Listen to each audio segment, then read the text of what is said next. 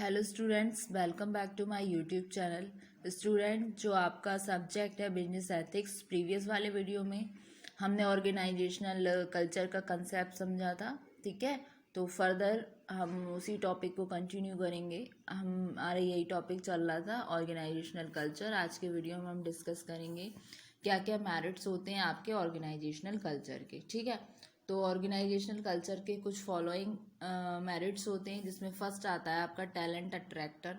Organisational culture क्या है? एक पार्ट है, पैकेज है, जो प्रोस्पेक्टिव एम्प्लॉयज़ को लुक एट करता है जब वो असेस करते हैं ऑर्गेनाइजेशन में।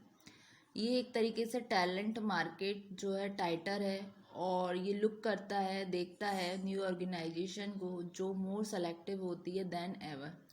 Best people want more than a salary. जो बेस्ट पीपल होते हैं वो चाहते हैं कंपनी से सैलरी के अलावा अच्छे benefits. They want an environment they can enjoy and succeed in. वो चाहते हैं कि इस पैसे के साथ उसको ऐसा एनवायरनमेंट मिले जिसको वो एंजॉय कर सके और सक्सेसफुल हो, मतलब उनके एक तरीके से सक्सीड कर सकें। Good organisation culture can help in attracting good and potential employ. जैसे कि किसी ऑर्गेनाइजेशन का अगर कोई अच्छा एनवायरनमेंट हुआ, अच्छा ऑर्गेनाइजेशनल कल्चर हुआ, तो उससे क्या है, एम्प्लॉई जो पोटेंशियल एम्प्लॉयज़ है वो इन्जॉय करेंगे उस एरिए को और अट्रैक्ट करेगा जो ऑर्गेनाइजेशनल का कल्चर है उन एम्प्लॉयज़ को। ठीक है, जिससे कि वो अपने लिए मतलब एक तरीके से इन्जॉय कर सकते हैं ऑर्गेनाइजेशन में, और वो हेल्प करता है उनको अट्रैक्ट करने में गुड और पोटेंशियल एम्प्लॉयज़ को। फिर नेक्स्ट आता है आपका creates greater synergy. Greater synergy कैसे है? जो स्ट्रॉन्ग कल्चर होता है वो लेकर आता है पीपल को एक साथ, जहाँ पर पीपल को अपॉर्चुनिटीज़ होती है जिससे वो एक दूसरे के साथ कम्युनिकेट कर सकें, एक दूसरे को अच्छे से जान सकें, और ये एक तरीके से फाइंड आउट करने में हेल्प आउट करता है न्यू कनेक्शंस को। ये कनेक्शंस लीड करती हैं न्यू आइडियाज़ को, ग्रेटर प्रोडक्टिविटी को, और क्रिएट करती हैं ग्रेट सिनर्जी को। ठीक है, literally 1+1 right culture is equal to more than 10। यानी कि एक पर्सन के माइंड से बेटर होता है 2 लोगों का दिमाग। ठीक है, उसी तरीके से ये क्या है, ये पीपल को एंगेज करके रहता है। पीपल एक दूसरे के साथ वर्क करते हैं, एंगेज कर रहते हैं वर्क में, तो ऑर्गेनाइजेशनल कल्चर एंगेज करता है पीपल को। तो एंगेजमेंट क्या करती है, क्रिएट करती है ग्रेटर प्रोडक्टिविटी को, जो एक इम्पैक्ट डालती है प्रॉफिटेबिलिटी में। साथ ही साथ ये कम्युनिकेट करते हैं आपस में, और बेटर न्यू आइडियाज़ निकल कर आते हैं, न्यू कनेक्शंस बनते हैं। ये कनेक्शन लीड करते हैं बेटर आइडियाज़ को, ग्रेटर प्रोडक्टिविटी को, जो कि क्रिएट करती है ग्रेट सिनर्जी। फिर आता है मेक्स एवरीवन मोर सक्सेसफुल। ये क्या है? एक इन्वेस्टमेंट है टाइम का, टैलेंट का, फोकस कर रहा है ऑर्गेनाइजेशनल कल्चर को, जिससे हर कोई सक्सेसफुल होगा। Not only is creating better culture, ना सिर्फ ये बेटर कल्चर क्रिएट करेगा बल्कि एक तरीके से ये गुड थिंग है जिससे ह्यूमन कैपिटल बिजनेस में ग्रो कर पाएगी, और ये गुड बिजनेस सेंस भी है। फिर नेक्स्ट आता है acts as a control system. ये कल्चर जो है एक डीपली इम्बेडेड होता है इस फॉर्म से सोशल कंट्रोल के, जो इन्फ्लुएंस करता है एम्प्लॉयज़ के डिसीजन को और बिहेवियर को। As a control system culture क्या है, एक परवेसिव इन नेचर में, यानी कि ये यूनिवर्सल कंसेप्ट है जो ऑपरेट्स होता है unconsciously. Employers might think of it as an automatic pilot directing employees in way that are consistent with organisational expectation. मतलब एम्प्लॉयर जो है वो ऑर्गेनाइजेशनल कल्चर को एक तरीके से ट्रीट करते हैं ऑटोमेटिक पायलट। जैसे पायलट होता है ना प्लेन का, तो वो डायरेक्ट करता रहता है बाकी के लोगों को, और प्लेन पूरा उसके डायरेक्शन में होता है। उसी तरीके से ऑर्गेनाइजेशन कल्चर एक ऑटोमेटिक पायलट की तरह जो डायरेक्ट करता है एम्प्लॉयज़ को इस वे में कि जिससे कि वो कंसिस्टेंट भी रहें, साथ ही साथ ऑर्गेनाइजेशनल के एक्सपेक्टेशंस पे भी खरे उतर सके। फिर आता है operates as social glue. Organisation culture क्या, एक सोशल ग्लू है जो बॉन्ड बना के रखता है पीपल को एक साथ, और उनको फील कराता है एक तरीके से कि वो पार्ट है ऑर्गेनाइजेशन का।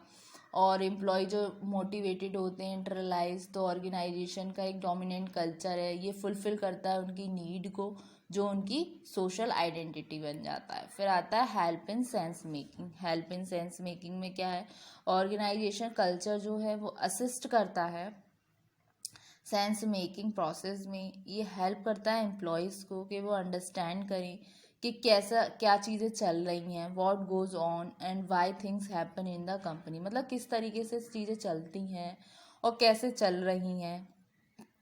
कॉर्पोरेट कल्चर जो है इसको ईजियर बनाता है एम्प्लॉयज़ को के लिए कि वो अंडरस्टैंड कर सकें कि what is expected of them, मतलब उनसे क्या एक्सपेक्टेड किया जा रहा है, क्या कंपनी की उनसे एक्सपेक्टेशंस हैं, किस तरीके से वो इंटरेक्ट करें अदर एम्प्लॉयज़ के साथ और कैसे जानें कल्चर को और कैसे उसमें विश्वास रखें। ठीक है, तो ये कुछ फैक्ट हैं, उसके पॉइंट हैं जो मेरिट्स हैं रिगार्डिंग ऑर्गेनाइजेशनल कल्चर। इसके अलावा एक और हो सकता है कि वो इंगेज करता है पीपल को। ठीक है, फिर ये तो हुए इसके मेरिट्स। अब स्टूडेंट डिस्कस करते हैं उसके डिमेरिट्स क्या क्या होती हैं। ऑर्गेनाइजेशनल कल्चर के कुछ फॉलोइंग डिमेरिट्स होते हैं। फर्स्ट आता है culture restricts organisation to change as per environmental demands. ठीक है, जब ऑर्गेनाइजेशन ऑपरेट करती है एक तरीके से डायनेमिक इन्वायरमेंट कल्चर जो अलाउ नहीं करता ऑर्गेनाइजेशन को वो चेंज करे in accordance with the environmental demands, मतलब कभी कभी कुछ होती है ना चीज़ें एज इट इज़ रहती हैं, हम अपने जो फोर फादर्स होते हैं उनके फुटप्रिंट्स पे चलते रहते हैं, हम कुछ नया इंगेज नहीं होते किसी न्यू वर्क में, कुछ नई चीज़ें नहीं लेकर आते।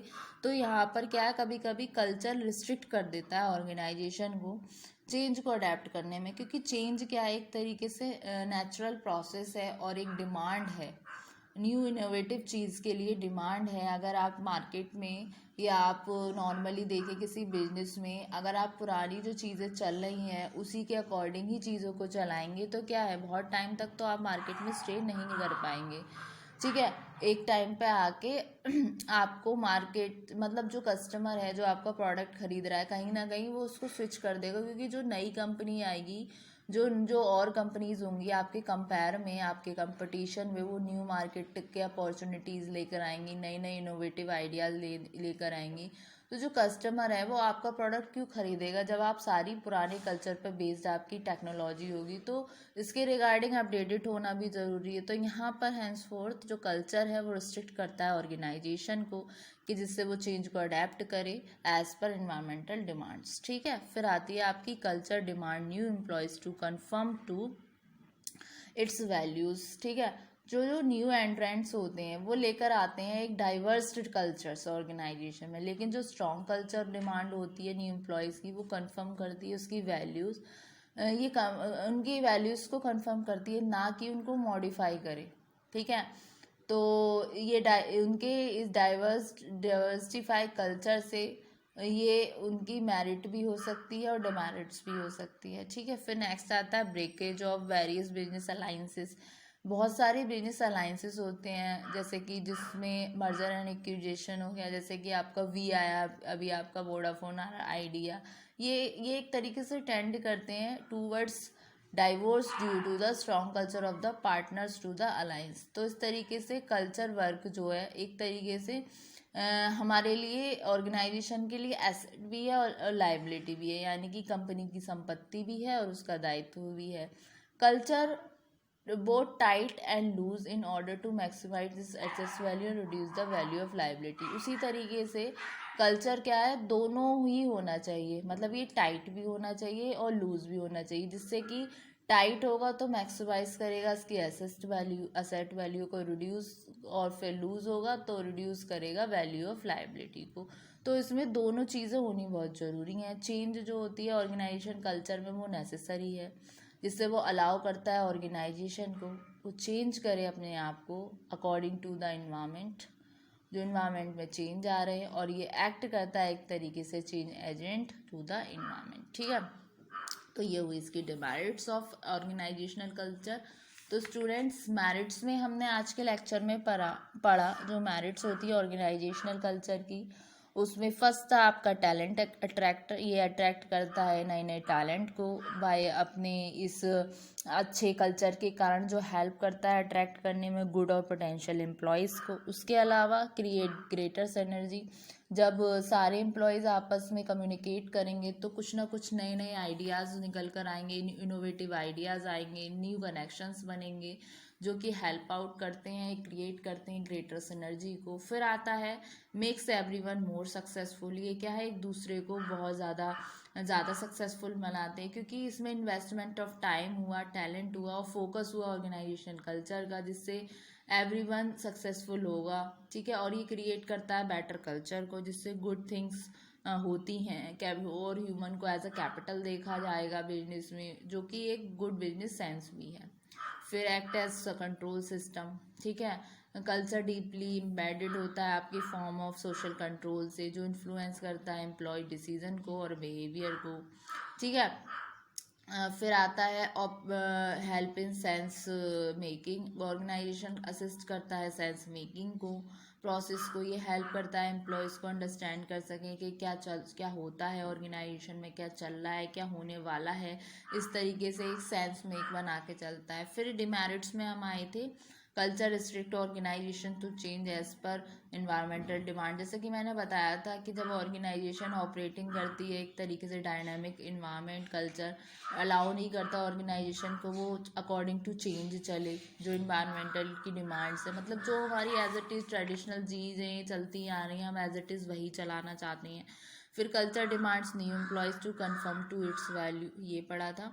फिर brokerage of various business alliances. ठीक है, तो होप सो स्टूडेंट्स आप आज के वीडियो में आपको ये कंसेप्ट ऑर्गेनाइजेशनल कल्चर का जो फर्दर मैंने आपको आगे कराया, मेरिट्स ऑफ ऑर्गेनाइजेशनल कल्चर, उसके अलावा जो डिमेरिट्स थे ऑर्गेनाइजेशनल कल्चर के, आपको अच्छे से समझ आया होगा स्टूडेंट्स। आज के वीडियो में हमने मेरिट्स और डिमेरिट्स को पढ़ा। जो हमारा नेक्स्ट वीडियो होगा उसमें हम फर्दर इसी टॉपिक को डिस्कस करेंगे। टॉपिक आपको काफ़ी इम्पॉर्टेंट है, ऑर्गेनाइजेशनल कल्चर। तो होप सो आपको ये वाला लेक्चर आपको समझ आया होगा।